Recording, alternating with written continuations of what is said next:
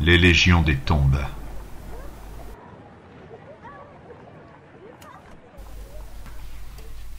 Lorsque le docteur West disparut, il y a 1 an, la police me pressa de questions. Il me soupçonnait de cacher quelque chose, et peut-être même des choses graves, mais je ne pouvais leur dire la vérité, car ils ne m'auraient pas cru. Ils savaient bien sûr que West s'était livré à des activités qui dépassent l'imagination ordinaire, car ces terrifiantes expériences sur la réanimation s'étaient faites sur une trop grande échelle pour que le secret total fût préservé. Mais la catastrophe finale, propre à ébranler l'esprit, comportait des éléments si démoniaques que je doute encore de la réalité de ce que j'ai vu. J'étais l'ami le plus proche de West et son unique assistant. Nous nous étions rencontrés bien des années auparavant à la faculté de médecine, et j'avais participé à ses recherches dès le début. Il avait longuement essayé d'améliorer une solution qui, injectée dans les veines d'un mort récent, le ramènerait à la vie. Travail qui exigeait une abondance de cadavres frais et par conséquent impliquait les actions les plus contraires à la nature. Les produits de certaines expériences étaient encore plus choquants. Des masses effroyables de chair morte, mais que West avait ramenées, dépourvues de cerveau, à un état d'animation aveugle. C'était le résultat qu'il obtenait habituellement, car pour réveiller le cerveau, il était nécessaire d'avoir des spécimens assez frais pour qu'aucune détérioration n'ait affecté les délicates cellules nerveuses. Ce besoin de cadavres frais avait causé la ruine morale de West. Ils étaient difficiles à obtenir, et un jour il s'était procuré un spécimen encore vivant et en bonne santé. Une brève lutte, une seringue et un alcaloïde puissant l'avaient transformé en un cadavre tout frais, et l'expérience avait réussi pendant un bref moment.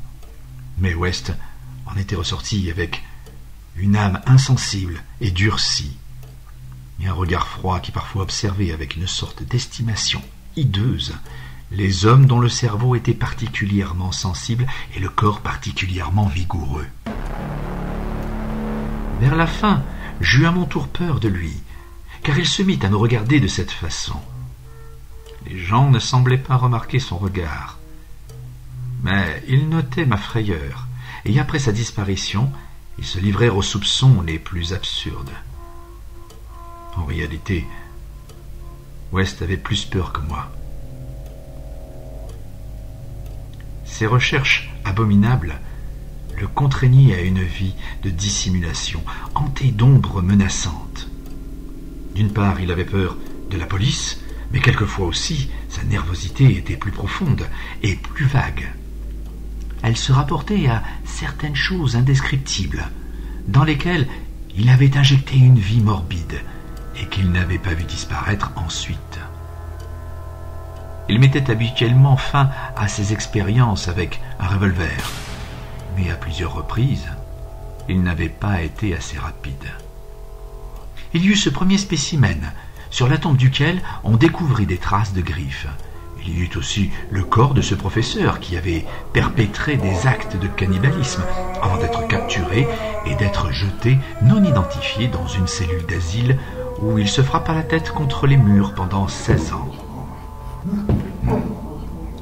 Il est beaucoup moins facile de parler des autres survivants éventuels de ces expériences, car dans les années qui suivirent, le zèle scientifique de West avait dégénéré en manie malsaine et fantastique, et il avait utilisé son pouvoir à réanimer non des corps entiers, mais des fragments de corps ou des membres assemblés à une matière organique autre que humaine. C'était devenu vraiment monstrueux au moment où il disparut. Et on ne peut pas faire allusion à bon nombre de ces expériences. La Grande Guerre, dans laquelle nous servimes tous deux en tant que chirurgiens, avait développé ce penchant. West éprouvait une vague crainte envers ces créatures. Et cette crainte complexe venait en partie simplement de ce qu'il savait que ces monstres innommables existaient, mais aussi de ce qu'ils pourraient lui infliger comme blessure dans certaines circonstances. Leur disparition ajoutait encore à l'horreur de la situation, car West ne connaissait le sort que d'un seul d'entre eux, celui qui était à l'asile. Puis il y avait une crainte encore plus subtile. Une sensation éminemment fantastique résultant d'une expérience curieuse qu'il fit dans l'armée canadienne en 1915. West, dans le feu d'une bataille violente, avait réanimé un médecin de ses amis qui connaissait ses expériences et était capable d'en effectuer lui-même. L'homme avait été décapité dans un accident d'avion et West avait entrepris des recherches sur les possibilités d'intelligence du corps. Il touchait au succès juste au moment où le bâtiment avait été démoli par un obus allemand. Le tronc avait bougé avec intelligence et, si incroyable que cela paraisse, nous étions tous deux sûrs et certains que des sons articulés étaient venus de la tête coupée qui gisait dans un coin sombre du laboratoire. L'obus nous avait épargnés, mais West ne s'était jamais senti complètement certain que nous étions les deux seuls survivants. Il faisait des suppositions effrayantes sur les actes possibles d'un médecin sans tête qui aurait eu le pouvoir de ranimer les morts. La dernière résidence de West se trouvait dans une vénérable maison très élégante qui dominait l'un des vieux cimetières de Boston. Il avait choisi cet endroit pour des raisons purement symboliques et esthétiques, puisque la plupart des tombes datées de l'époque coloniale et présentaient par conséquent peu d'intérêt pour un savant qui recherchait des corps très frais. Le laboratoire était dans une cave secrètement construite qui contenait un vaste incinérateur pour se débarrasser discrètement des corps ou des fragments de corps qui résultaient des expériences et des amusements sacrilèges de son propriétaire. En creusant la cave, les ouvriers avaient découvert une partie de bâtiments extrêmement anciens, sans aucun doute reliés au vieux cimetière, mais trop profonde pour communiquer avec aucune des sépultures connues. Après avoir fait des calculs, West conclut que ce devait être une chambre secrète située sous la tombe des Averils, où le dernier enterrement avait eu lieu en 1768. J'étais avec lui lorsqu'il étudia les murs suintants et nitreux mis à nu par les pelles des ouvriers, et je me préparais à ressentir l'émotion macabre qui accompagnait la découverte des secrets de ces tombes séculaires. Mais pour la première fois, l'hésitation de West vainquit sa curiosité naturelle. Il ne fut pas fidèle à sa nature perverse, car il ordonna qu'on laissât cette maçonnerie intacte et qu'on la recouvrît de plâtre. C'est ainsi que, jusqu'à la terrible nuit finale, elle demeura une partie des murs du laboratoire secret. Je parle de la décadence de West, mais je dois ajouter qu'elle était purement mentale. Extérieurement, il resta le même jusqu'à la fin, froid, calme, mince, les cheveux blonds, les yeux bleus portant lunettes, un jeune homme que les années et les craintes n'avaient pas marqué. Il paraissait calme, même lorsqu'il pensait à cette tombe ouverte et qu'il regardait par-dessus son épaule. Même lorsqu'il songeait au monstre carnivore qui griffait et mordait derrière ses barreaux, à Sefton. La fin de West débuta un soir, alors que nous étions ensemble dans son bureau. Il lisait son journal en face de moi. Un titre l'avait frappé, et il semblait qu'une patte géante émergeait de 16 années en arrière.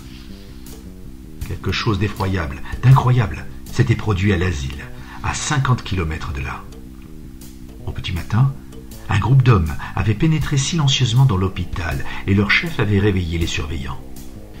C'était un militaire menaçant qui parlait sans remuer les lèvres et dont la voix presque ventriloque semblait reliée à une grande valise noire qu'il portait avec lui. Son visage dénué d'expression était d'une beauté éclatante. Mais il avait frappé le directeur quand la lumière du hall l'avait éclairé, car c'était un visage de cire avec des yeux de verre peint. Quelque accident terrible avait dû lui arriver. Un homme plus grand guidait ses pas, une carcasse repoussante dont la face bleuâtre semblait à moitié dévorée par une maladie inconnue. L'interlocuteur avait demandé la garde du monstre cannibale qui était enfermé là. Quand cela lui fut refusé, il donna le signal de l'attaque. Les démons battirent, piétinèrent, mordirent tous les surveillants qui ne s'étaient pas enfuis. Ils tuèrent 4 et réussirent finalement à libérer le monstre. Celles des victimes qui pouvaient parler de l'événement, sans devenir hystériques, jugèrent que les créatures s'étaient conduites moins comme des hommes que comme des automates sans cerveau commandés par leur chef au visage de cire. Quand les secours arrivèrent, toute trace des hommes et de leur capture insensée avait disparu. Du moment où il lut cet article, West resta comme paralysé jusqu'à minuit. À minuit, on sonna à la porte, ce qui le fit sursauter de terreur. Tous les domestiques étaient endormis, si bien que j'allais ouvrir. Comme je le dis plus tard à la police, il n'y avait pas de voiture dans la rue, mais seulement un groupe d'individus bizarres qui portaient une grande boîte carrée qu'ils déposèrent dans l'entrée après que l'un d'entre eux eut marmonné d'une voix étrange. Express. Pour payer. Ils s'éloignèrent d'un pas saccadé, et tandis que je les regardais partir, j'eus l'étrange impression qu'ils s'en retournaient vers le vieux cimetière qui s'étendait derrière la maison. Quand je claquai la porte derrière eux, West descendit les escaliers et regarda la boîte. Elle faisait à peu près 60 cm de côté et portait le nom et l'adresse de West. Elle portait également l'inscription « De la part d'Eric Morelland Chappenley, Saint-Éloi, Flandre ». Plusieurs années plus tôt, dans les Flandres, un hôpital frappé par un obus s'était écroulé sur le corps décapité et ranimé du docteur Chappenley. Et sur la tête, qui avait, nous sembla-t-il, émis des sons articulés. West n'était même pas agité. Son état était plus effrayant. Il dit rapidement « C'est la fin. Mais brûlons d'abord ceci. » Descendîmes la chose dans le laboratoire, l'oreille aux aguets. Je ne me souviens pas des détails. On peut imaginer dans quel état d'esprit je me trouvais. Mais c'est un odieux mensonge de dire que c'est le corps de West que je mis dans l'incinérateur. Nous y déposâmes la boîte sans l'avoir ouverte. Nous refermâmes la porte et nous mîmes l'appareil en marche. Aucun son ne sortit de la boîte. Ce fut West qui remarqua le premier le plâtre qui se détachait de cette partie du mur où l'on avait recouvert la maçonnerie de l'ancienne tombe. J'allais m'enfuir, mais il m'arrêta. Et alors que je vis une petite ouverture noire et que je sentis un vent malsain et glacial, ainsi que l'odeur venue des entrailles en putréfaction de la terre, il n'y avait aucun bruit. Mais, juste à ce moment, l'électricité s'éteignit et je vis, se découpant sur la phosphorescence de quelques mondes infernales, une horde de choses silencieuses et lentes que seule la folie pouvait créer. Leur contour était humain, à moitié humain, en partie humain. Oh, tout à fait humain. La horde était grotesque, hétérogène. Ils retiraient les pierres du mur, séculaires, calmement, une par une. Quand la brèche devint suffisamment large, ils pénétrèrent dans le laboratoire en file indienne, conduits par une chose dont la tête, magnifique, était de cire. Une sorte de monstruosité aux yeux fous qui se trouvait derrière le chef, saisit Herbert West. Celui-ci ne résista pas. Il ne dit pas un mot. Puis ils se jetèrent tous sur lui et le mirent en pièces, sous mes yeux, en portant ces débris sous cette voûte souterraine d'abominations fabuleuses. La tête de West fut emportée par le chef au visage de cire qui portait l'uniforme d'un officier canadien. Tandis que la tête de West disparaissait, je vis les yeux bleus derrière ses lunettes briller pour la première fois d'une émotion visible.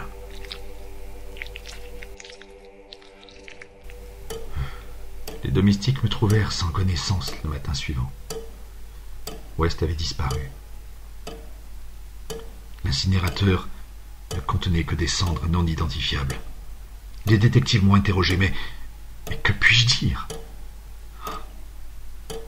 Ils n'établiront aucun lien entre toutes ces tragédies ni avec les hommes qui portaient la boîte, dont ils nient jusqu'à l'existence.